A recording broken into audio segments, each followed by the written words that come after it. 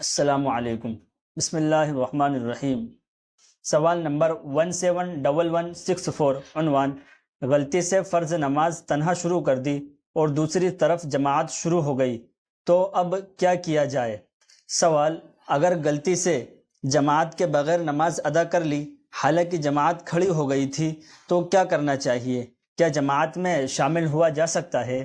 جواب نمبر 171164، بسم اللہ الرحمن الرحیم۔ فتویٰ 864، اگر کسی نے فرض نماز کی نیت تنہا باندھ لی اور تھوڑی دیر میں جماعت کھڑی ہو گئی تو ایسی صورت میں اگر اس شخص نے ابھی پہلی رکعت کا سجدہ نہیں کیا ہو تو کھڑے کھڑے سلام پھیر کر نماز توڑ دے اور جماعت میں شامل ہو جائے، اور اگر وہ پہلی رکعت کا سجدہ کر چکا ہے اور وہ نماز 4 رکعت والی ہے تو 2 رکعت پر سلام پھیر کر نماز میں شامل ہو جائے، اور اگر تیسری رکعت کے لیے کھڑا ہو گیا ہے تب بھی واپس آ کر سجدہ سہو کے ساتھ 2 رکعت نماز مکمل کرے اور جماعت میں شامل ہو جائے، اور اگر تیسری رکعت کا سجدہ کر لیا ہے تو فرض نماز مکمل کر لے، پھر اگر عصر کی نماز نہ ہو تو نفل کی نیت سے جماعت میں شریک ہو جائے، اور اگر وہ 2 رکعت یا 3 رکعت والی نماز ہے تو جب تک دوسری رکعت کا سجدہ نہ کرے نماز توڑ کر جماعت میں شامل